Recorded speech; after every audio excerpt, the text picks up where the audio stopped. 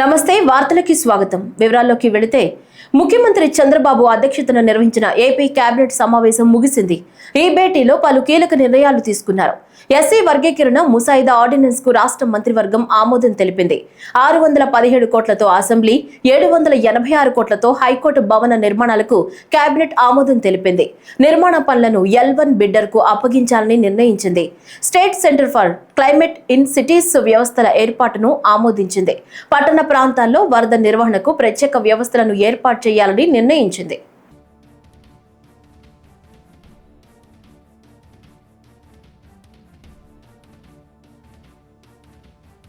అమరావతి రాజధానిలోని అనంతవరంలో రాష్ట్ర మున్సిపల్ శాఖ మంత్రి నారాయణ పర్యటించారు.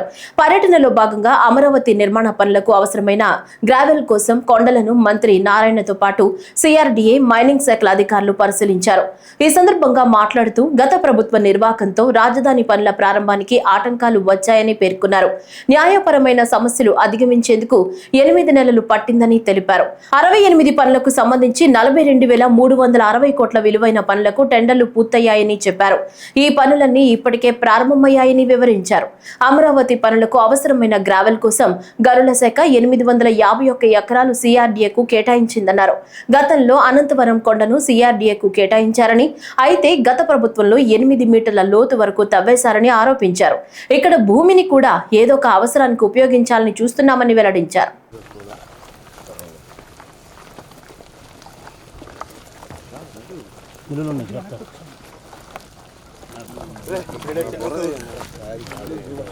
ఈ అమరావతి క్యాపిటల్ సిటీ కోసంగా 34,000 ఎకరాలని రైతులు కేవలం 58 రోజుల్లో, అంటే 2015 జనవరి 1 నోటిఫికేషన్ ఇస్తే 2015 ఫిబ్రవరి 28 అర్ధరాత్రికి 34,000 ఎకరాలు స్వచ్ఛందంగా ఇచ్చారు.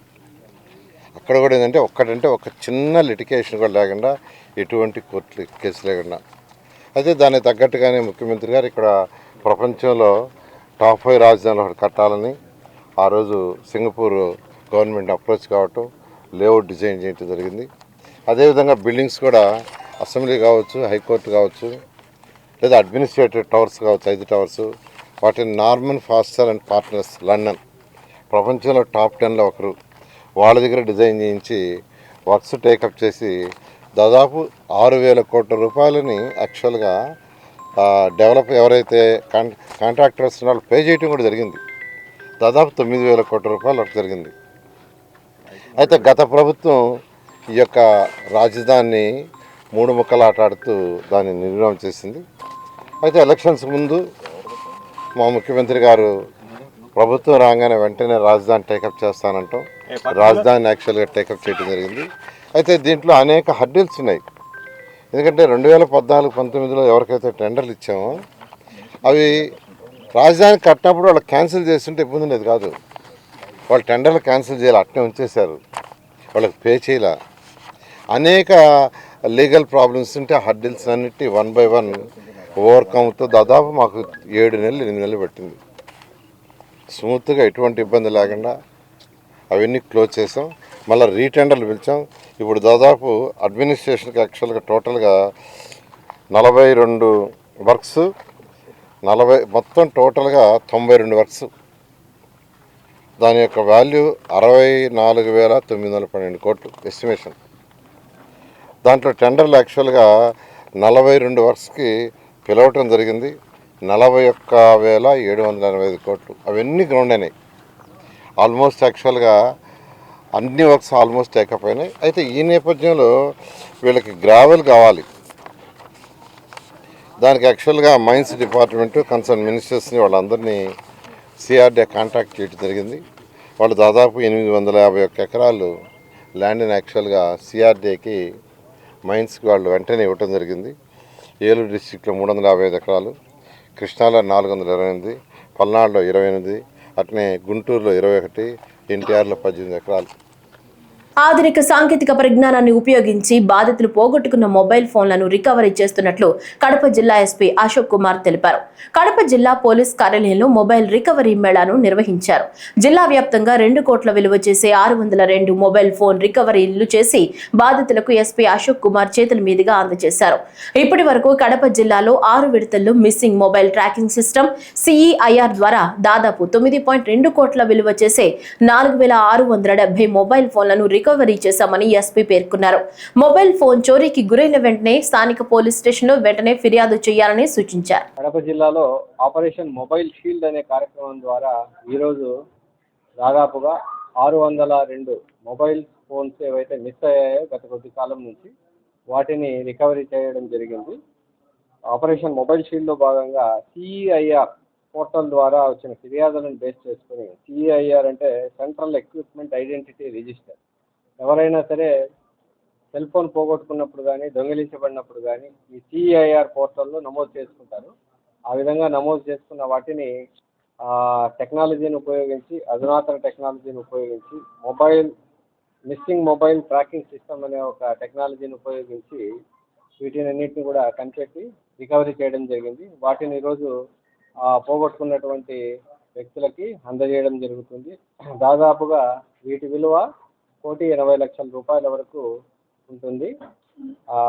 ఈ విధంగా దీంట్లో మనం అధునాతన టెక్నాలజీని, జీపీఎస్ ట్రాకింగ్ని, అదేవిధంగా ఐఎంఏఎస్ని, సిడిఆర్ అనాలిసిస్, డిఫరెంట్ టెక్నాలజీని ఉపయోగించి వీటిని ట్రాక్ చేయడం జరుగుతూ ఉంది.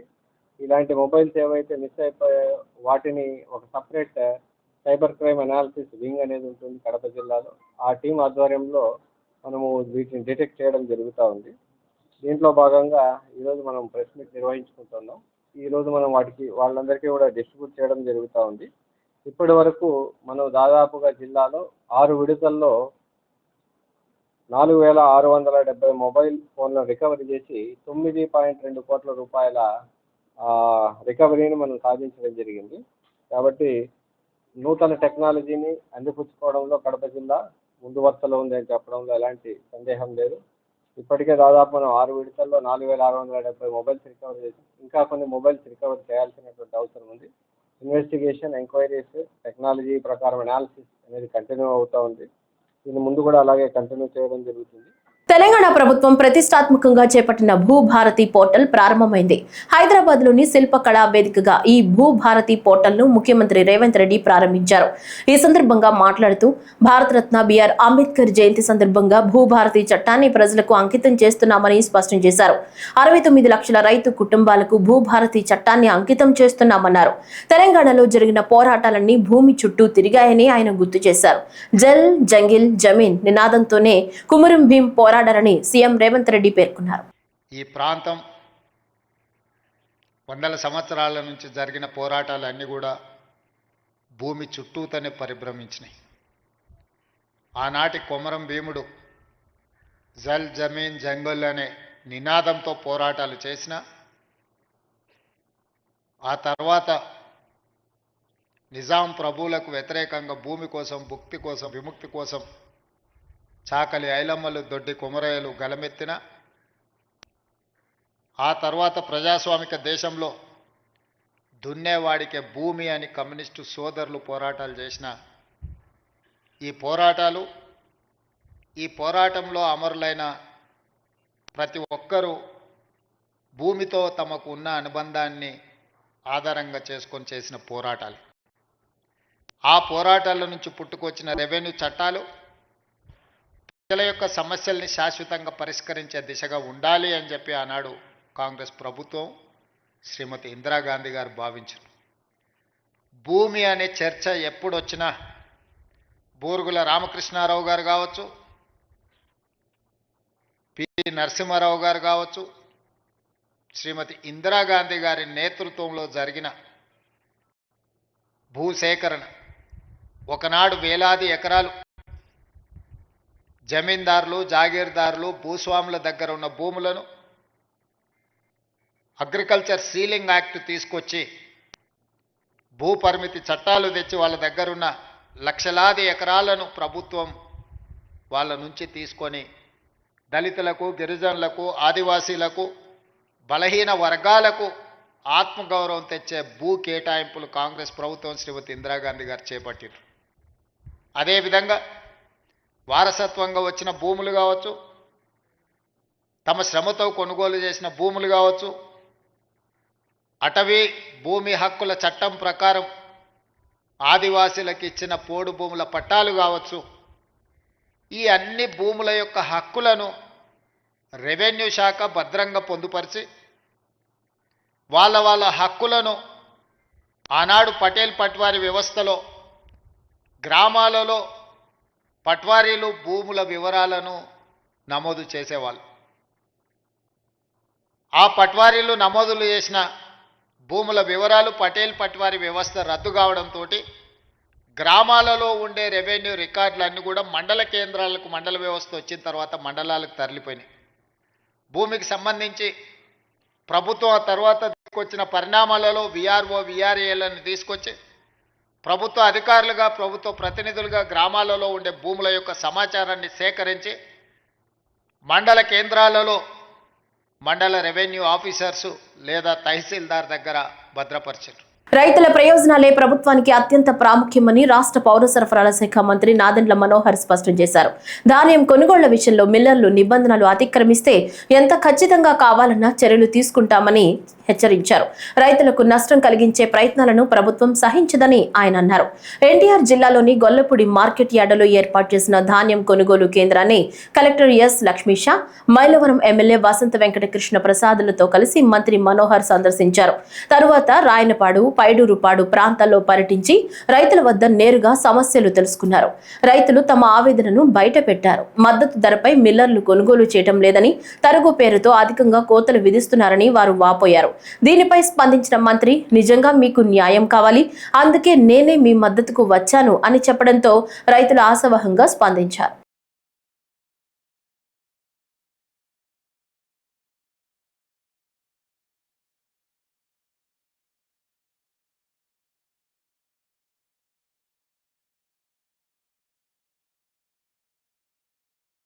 చంద్రబాబు దళిత సమాజాన్ని అణగదొక్కారని, వారి జీవితాలను చిన్నాభిన్నం చేశారని వైఎస్ఆర్సీపీ రాష్ట్ర ఎస్సీసీఎల్ అధ్యక్షుడు మాజీ ఎమ్మెల్యే టీజేఆర్ సుధాకర్ బాబు మండిపడ్డారు. ఆయన తాడేపల్లిలో వైఎస్ఆర్సీపీ కేంద్ర కార్యాలయంలో మీడియా సమావేశంలో మాట్లాడుతూ అధః పాతాళానికి దళితులను తొక్కేశారని, వారికి సంబంధించిన ఏ పథకము అమలు కావటం లేదంటూ నిలదీశారు. అంబేద్కర్ అందర్వాడు అని ప్రకటించారు. ఇప్పుడు ఈయన కొత్తగా అందర్వాడు అని ప్రకటించడంలో అంతరార్థం ఏంటో మాకు తెలియదు. ఎప్పుడు అంబేద్కర్ అనేవాడు అందరివాడు, గొప్పవాడు, మహాపురుషుడు, యుగపురుషుడు, విశ్వనరుడిగా కీర్తించబడినవాడు. ఆయన స్థాయిని ఇప్పుడు ఈ ప్రపంచం ఎప్పుడో గుర్తించింది. కానీ మరి చంద్రబాబు నాయుడు గారు ఆ అందరివాడి గురించి మాట్లాడేటప్పుడు నువ్వు మాత్రం కొందరు వారికే పరిమితం ఎందుకు అయ్యావని అడుగుతుంది వైఎస్ఆర్ కాంగ్రెస్ పార్టీ. ఖచ్చితంగా నువ్వు అందరివాడు కాదు. మరి ముఖ్యంగా దళిత సమాజానికి నువ్వు సంబంధించిన వాడివి కాదు. నువ్వెప్పుడు అధికారంలోకి వచ్చినా, నువ్వెప్పుడు నీ చేతిలోకి చట్టాన్ని అమలుపరిచే అధికారం నీ చేతిలోకి వచ్చినా నువ్వు దళితులను అణగదొక్కావు, దళితుల యొక్క జీవితాలని చిన్నాభిన్నం చేసావు. ఎవరైనా సరే, ఏ ప్రజా పరిపాలకుడైనా సరే అధికారాన్ని చేసే అవకాశం వచ్చినప్పుడు వారి జీవితాల్లో మార్పు తీసుకురావాలని ప్రయత్నించారు. ఖచ్చితంగా వైఎస్ జగన్మోహన్ రెడ్డి గారు దళితుల యొక్క జీవితాల్లో గుణాత్మకమైన మార్పులు తేవాలని విశ్వ ప్రయత్నం చేశాడు. విద్యారంగం, వైద్య రంగం, ఈ రెండు రంగాల్లో మార్పులు చేయటం ద్వారా పూర్తిగా వారి యొక్క జీవన విధానాన్ని మార్చాలని చూశాడు. మీరేం చేశారు? పాతాళానికి దళితుల యొక్క విద్యని తొక్కేశారు. జగన్మోహన్ రెడ్డి గారు తీసుకొచ్చిన చరిత్రాత్మకమైనటువంటి సంఘటనలన్నిటినీ, చరిత్రాత్మకమైన వారు తీసుకొచ్చినటువంటి మార్పులను పూర్తిగా ఆపేశారు. దళితుల యొక్క విద్యని కాలరాసేశారు. మైనార్టీలను మోసం చేసి ఇప్పుడు ముసలి కన్నీరు ఎందుకు జగన్ రెడ్డి అని minority finance corporation chairman Maulana Mushtaq Ahmed అన్నారు. ఈ సందర్భంగా సమావేశం ఏర్పాటు చేశారు. ఇప్పుడు ఆ వివరాలు చూద్దాం. జగన్మోహన్ రెడ్డి గారు చేస్తున్న డ్రామాలు కానీ నాటకాలు కానీ రాష్ట్ర ప్రజలకి బాగా తెలుసు. ఏదో మభ్యపెట్టి మోసం చేయాలంటే రాష్ట్ర ప్రజలు సహించరు.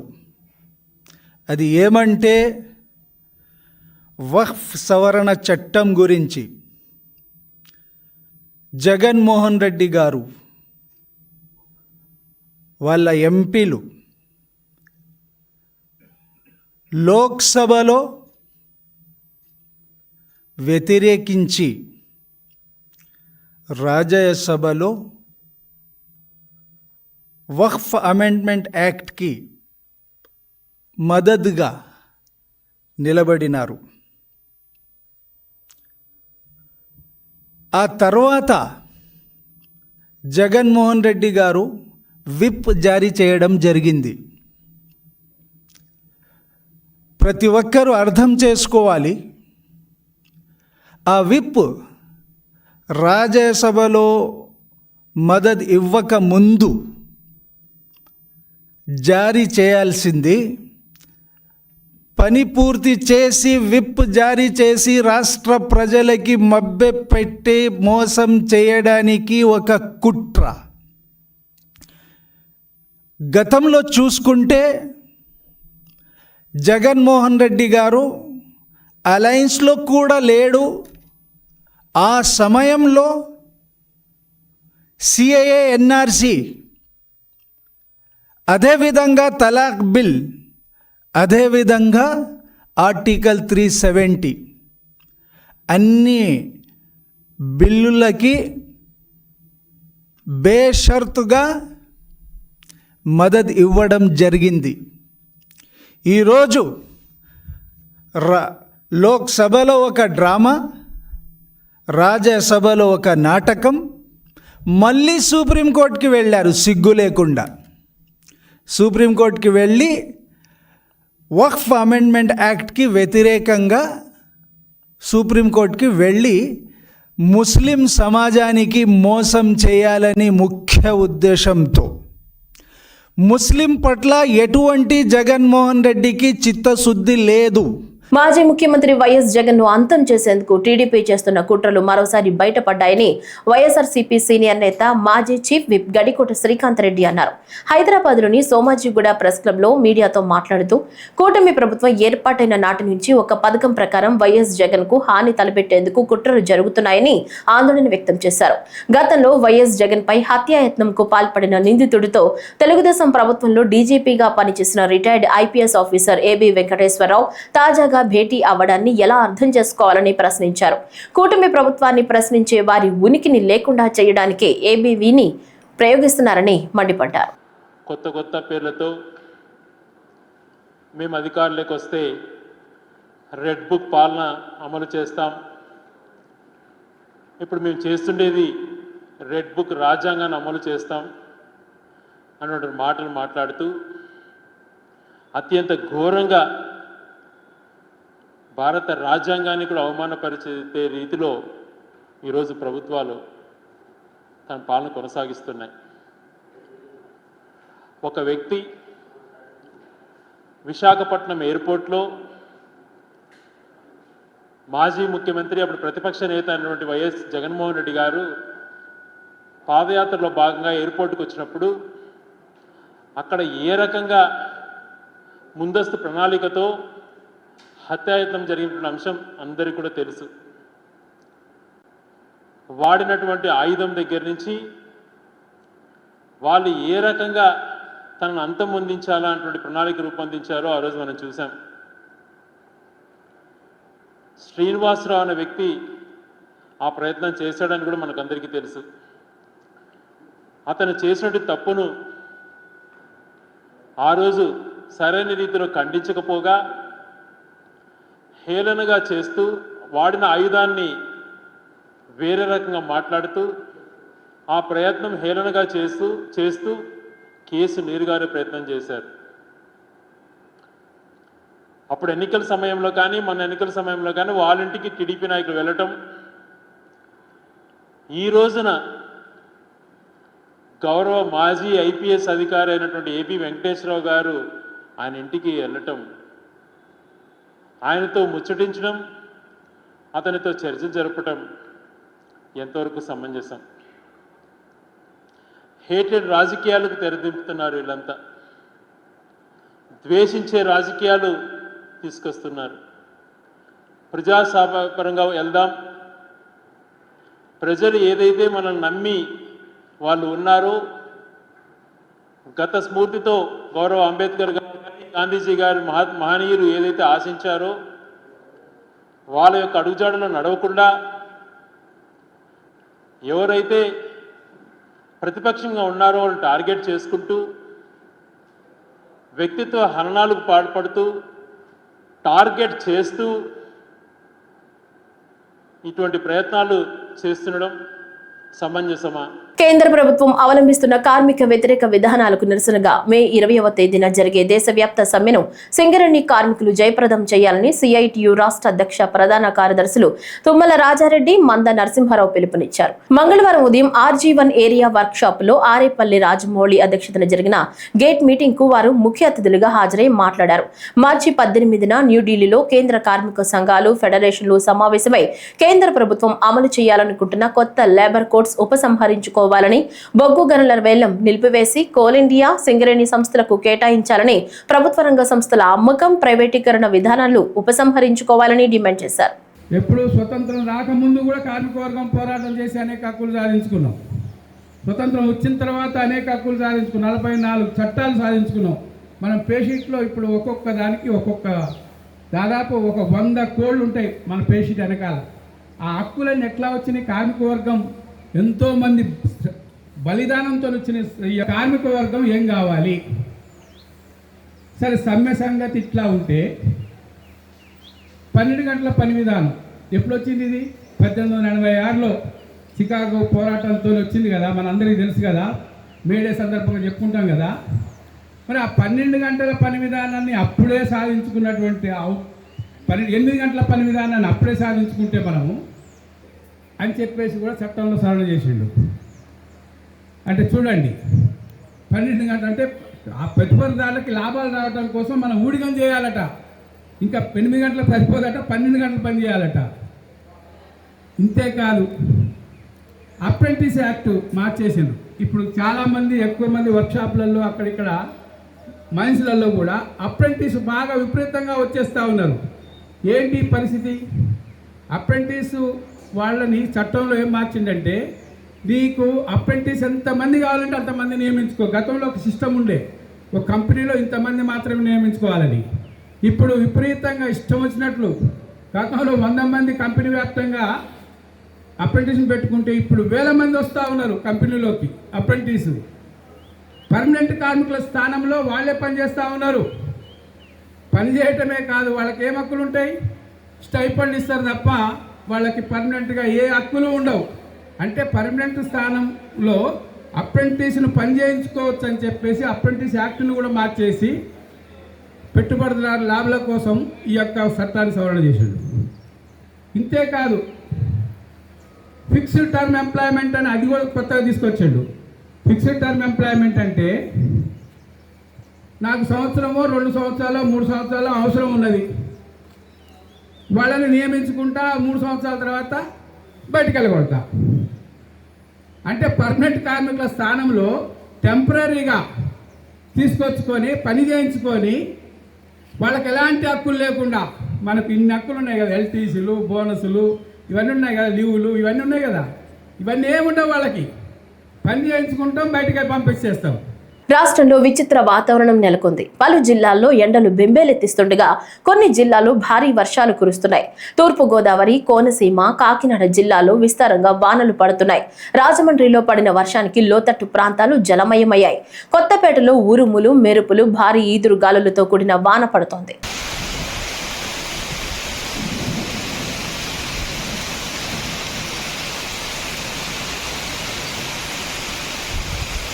చంద్రబాబు పెట్టుబడిదారులకు దోచిపెట్టడానికే అమరావతిలో మరిన్ని పంట పొలాల కోసం ప్రణాళిక వేస్తున్నాడని వడ్డే శోభనాద్రీశ్వరరావు ఆరోపించారు. విజయవాడ ప్రెస్ క్లబ్ లో ఏర్పాటు చేసిన విలేకరుల సమావేశంలో మాట్లాడుతూ రాజధానిలో ప్రభుత్వ భవనాలకు 2,700 ఎకరాలు సరిపోతుండగా ఇప్పటికే ఉన్న 33,000 ఎకరాలు అభివృద్ధి చేయకుండా 44,000 ఎకరాల నూతన భూ సమీకరణ ఎందుకని ఆయన నిలదీశారు. ప్రపంచ బ్యాంక్, ఆసియా అభివృద్ధి బ్యాంక్ 31,000 కోట్లు రుణాలు మంజూరు చేసి కొన్ని నిధులు విడుదలవగా ఇంకా 60,000 కోట్లు రుణాన్ని పొందడానికి ప్రణాళికలు వేస్తున్నారని శోభనాద్రీశ్వరరావు ఆక్షేపించారు.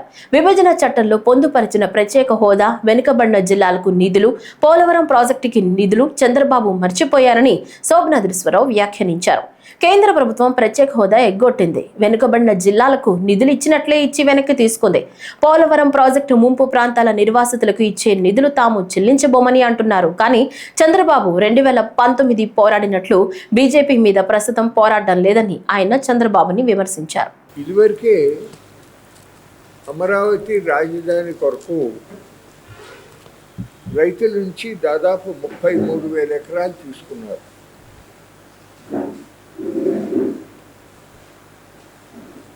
రోడ్లు కానీ, వాగులు కానీ, కొండలు కానీ అన్నీ కలిపి దాదాపు 58,000 ఎకరాల విస్తీర్ణం ఉంది. అంతకుముందే 9 నవనగరాలు అన్నారు. 58,000 ఎకరాలలో సెక్రటేరియట్, అసెంబ్లీ, కౌన్సిల్, హైకోర్టు, అట్లాగే ఇవన్నీ కలిపి వచ్చేది పరిపాలనా వ్యవస్థకు సంబంధించి, అట్లాగే వాళ్ళ రెసిడెన్షియల్ కాంప్లెక్సెస్ సంబంధించి అవసరమైనటువంటి భూమి 2,700 ఎకరాలు మాత్రమే. మిగిలింది నవనగరాలు ప్లస్ కొంత భూమి, ఇంకా 6,000 ఎకరాలు స్పేర్గా మిగిలి ఉంటుంది. ఇంతవరకు అందులో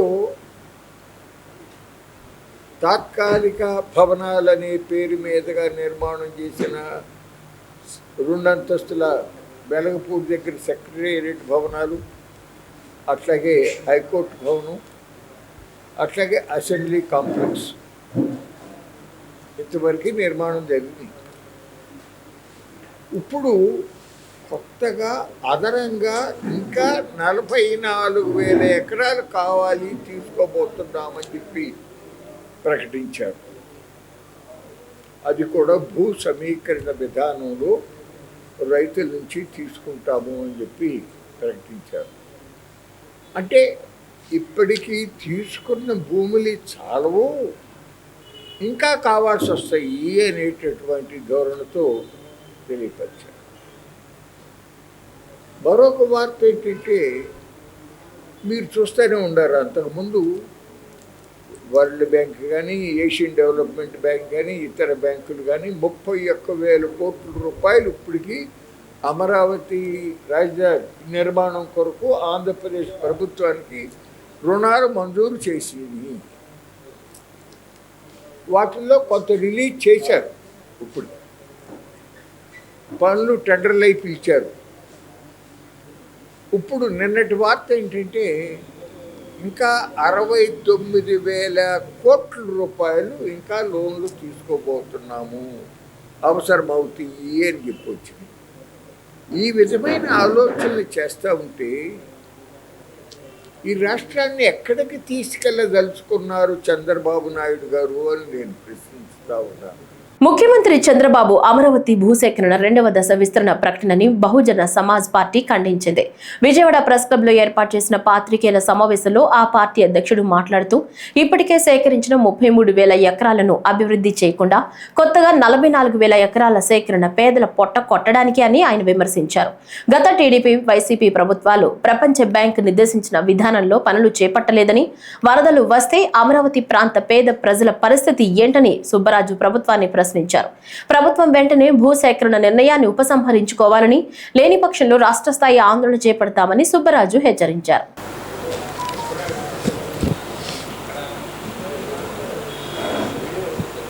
మన ఆంధ్రప్రదేశ్ రాష్ట్ర గౌరవ ముఖ్యమంత్రి శ్రీ చంద్రబాబు నాయుడు గారు మరి మొన్న మళ్ళీ అమరావతి విస్తరణ పనుల పేరుతో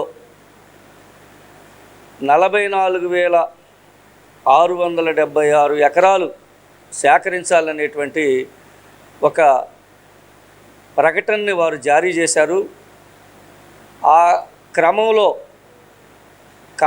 కార్యాచరణ ప్రారంభించారని చెప్పని తెలిసినటువంటి నేపథ్యంలో ఈ చర్యని ఖండిస్తూ బహుజన్ సమాజ్ పార్టీ ఆంధ్రప్రదేశ్ రాష్ట్ర శాఖ తరఫున నేను ఈ ప్రెస్ మీట్లో మాట్లాడటం జరుగుతుంది. ఎందుకంటే గతంలో చంద్రబాబు నాయుడు గారు 2014లో ఆయన ముఖ్యమంత్రిగా ఉన్న కాలంలో 33,000 ఎకరాలు పైచిలుకు మరి అమరావతి రాజధాని కోసం అని చెప్పని రైతుల నుంచి భూమిని సేకరించడం జరిగింది. ఆ ప్రాంతం చాలా సారవంతమైనటువంటి ప్రాంతం, 3 పంటలు పండేటువంటి ప్రాంతం. అక్కడ రైతులు నిరుపేదలు గగ్గోలు పెట్టారు. ఈ భూసేకరణ నిలుపుదల చేయమని వారు చాలా ఆందోళన చేపట్టారు. అయినప్పటికీ కూడా ఆయన 33,000 ఎకరాలని సేకరించడం జరిగింది. అయితే సేకరించిన తర్వాత విమానాశ్రయం పేరుతో, తాత్కాలిక భవనాల పేరుతో, రింగు రోడ్ల పేరుతో మరి ఆయన ఉన్నటువంటి కాలమంతా కూడా కాలయాపన చేయటం జరిగింది. పర్మనెంట్ పక్కా భవనాలు నిర్మించడంలో కూడా వారు విఫలమయ్యారని చెప్పని చెప్పక తప్పదు. ఎందుకంటే అక్కడ ఉన్నటువంటి పేద రైతుల ఆందోళన కూడా పట్టించుకోకుండా ల్యాండ్ పూలింగ్ పేరుతో సేకరించినటువంటి ఆ భూమిలో సంపూర్ణమైనటువంటి పనులు వేగవంతంగా చేయడంలో వారు వైఫల్యం చెందారు. అయితే ఆ తర్వాత వచ్చినటువంటి జగన్మోహన్ రెడ్డి గారు 3 రాజధానుల పేరుతో ఆ ప్రాంతాన్ని నిర్వీర్యం చేశారు. అమరావతి అభివృద్ధి అనేది మరి కంటి చూపు మేరలో కనపడకుండా చేశారు. మళ్ళీ 2024 ఎన్నికల్లో అధికారంలోకి వచ్చినటువంటి చంద్రబాబు నాయుడు గారు మరి ఆ ప్రాంతాన్ని అంతవరకు పరిమితం చేయకుండా ప్రపంచంలో ఒకసారి కనుక మనం ఆలోచిస్తే ఏ రాజధానికి కూడా ఇంత భూమిని కేటాయించినటువంటి పరిస్థితి ఎక్కడా లేదు. అయినప్పటికీ మళ్ళీ కొత్తగా 44,676 ఎకరాలు అంటే సేకరించడం అంటే ఇది ఒక అమానుష్యమైనటువంటి చర్య. తెలుగు రాష్ట్రాల్లో వివాదాస్పదంగా మారిన అఘోరీ వ్యవహారానికి సంబంధించి మరో సంచలన విషయం వెలుగులోకి వచ్చింది. కొంతకాలంగా ఆంధ్రప్రదేశ్కు చెందిన యువతి వర్షిణిని వెంట తీసుకుని తిరుగుతున్న అఘోరీ తాజాగా ఆ వర్షిణిని పెళ్లాడింది. మధ్యప్రదేశ్లోని ఓ మారుమూల ప్రాంతంలో ఆలయంలో ఈ వివాహం జరిగినట్లు సమాచారం. వర్షిణి మెడలో అఘోరీ తాళి కడుతున్న వీడియో తాజాగా సోషల్ మీడియాలో వైరల్ గా మారింది. వర్షిణి అఘోరీ ఇద్దరు దండలు మార్చుకోవడం, తలంబరాలు పోసుకోవడంతో పాటు 7 అడుగులు నడిచిన దృశ్యాలు ఆ వీడియోలో దర్శనమిచ్చాయి. ఏపీలోని నందిగామలో అఘోరీకి వర్షిణికి పరిచయం ఏర్పడింది. వివస్త్రగా ఉన్న అఘోరీకి వర్షిణి సాయం చేయడం, ఆ తరువాత వర్షిణి కుటుంబ సభ్యుల ఆహ్వానంతో అఘోరీ వారి ఇంట్లో కొన్ని రోజులు గడిపింది. అక్కడి నుంచి వెళ్లిపోతూ వర్షిణిని కూడా అఘోరీ తన వెంట తీసుకుని వెళ్ళింది. గుజరాత్ లోని సౌరాష్ట్రకు తీసుకుని వెళ్లగా వర్షిణి కుటుంబ సభ్యులు వెతుక్కుంటూ వెళ్లి ఇంటికి తీసుకొచ్చారు. కొన్నాళ్లు బాగానే ఉన్న వర్షిణి మళ్లీ పారిపోయి అఘోరీని కలుసుకుంది. తాజాగా అఘోరీని పెళ్లాడింది. నరసరావుపేట మండలానికి చెందిన సిఫారా ఆత్మహత్య చేసుకున్న విషయం తెలిసిందే. నాగరాజుతో వివాహితర సంబంధం పెట్టుకున్న సిఫారా తన న్యూడ్ వీడియోలు అతనికి పంపింది. అయితే పార్వతి అనే మహిళ సిఫారా న్యూడ్ వీడియోలు సోషల్ మీడియాలో పెట్టడంతో ఆమె మనస్తాపానికి గురై ఆత్మహత్య చేసుకుంది. పోలీసులు కేసు నమోదు చేసి నాగరాజు, పార్వతిని అరెస్టు చేశారు. ఆ రోజు నుంచి సిసి ఫుటేజ్ కూడా ఉంది. అమ్మాయి వచ్చిందా? కల్లా నుంచి అమ్మాయి ఆ రోజు తీసుకొచ్చిన రోజు పలానా హాస్పిటల్ అని మనం తీసుకెళ్ళి 4 హాస్పిటల్ ఇచ్చింది. జీబీ వేసుకొని తిరిగాను. తర్వాత వాళ్ళ అన్నయ్య చెప్పినాక హాస్పిటల్కి వెళ్తే పల్నాడు జిల్లా సత్తెనపల్లిలో రౌడీ షీటర్ కాసిం సైదు ఆత్మహత్య యత్నం చేసుకున్నాడు. పోలీసుల వేధింపుల వల్లే ఆత్మహత్యకు యత్నించినట్లు కాసిం సైదు ఆరోపిస్తున్నాడు. ఓ కేసు విషయంలో Sattenapalli town CI Brahmaiah, writer Ravindra డబ్బులు అడిగారని, డబ్బులు లేవని చెబితే వడ్డీకి తెచ్చి ఇవ్వాలని బెదిరించినట్లు బాధితుడు చెప్తున్నాడు. ఎలుకల మందు తెచ్చుకుని ఆత్మహత్యకు పాల్పడ్డాడు. అనంతరం ఆసుపత్రికి తరలించారు. లేనిపోయింది దాంట్లో కూడా ఇరికిచ్చి నాకు ఇబ్బంది పెడుతున్నారు సార్. మొన్న హెచ్ఐఎస్ కేసులో ఇరికిచ్చి నాకు బాగా ఇబ్బంది పెట్టారు. నాకు డబ్బులు డిమాండ్ చేస్తున్నారు. రవీంద్ర అనే ఇద్దరు ప్రతి దాంట్లో ఇరికిచ్చి బాగా ఇబ్బంది పెట్టి ఇది చేస్తున్నారు సార్. బాగా ప్రతి దాంట్లో ఇది చేసి నాకు బెదిరిస్తున్నారు సార్. బెదిరించి బాగా ఇబ్బంది పెడుతున్నారు. రవీంద్ర ఏం చెప్తే సీఏ గారు కూడా అదే చేస్తున్నారు సార్. రవీంద్ర మాట విని సీఏ గారు కూడా చేస్తున్నారు సార్. సీఏ గారు కూడా అసలు ఏందనేది కూడా ఇది చేయట్లేదు సార్. పాపం పుణ్యం చేయట్లేదు సార్. బాగా ఇబ్బంది పెడతారు అసలు సీఏ గారు కూడా. ఆయన చెప్పిందే వింటున్నారు. రవీంద్ర చెప్పిందే. రవీంద్ర ప్రతి దాంట్లో ఏం చేస్తున్నాడు సార్. నాకు ఏదో న్యాయం చేయకపోతే నేను చచ్చిపోతా సార్. ఈ వార్తలు ఇంతటితో సమాప్తం. నమస్కారం.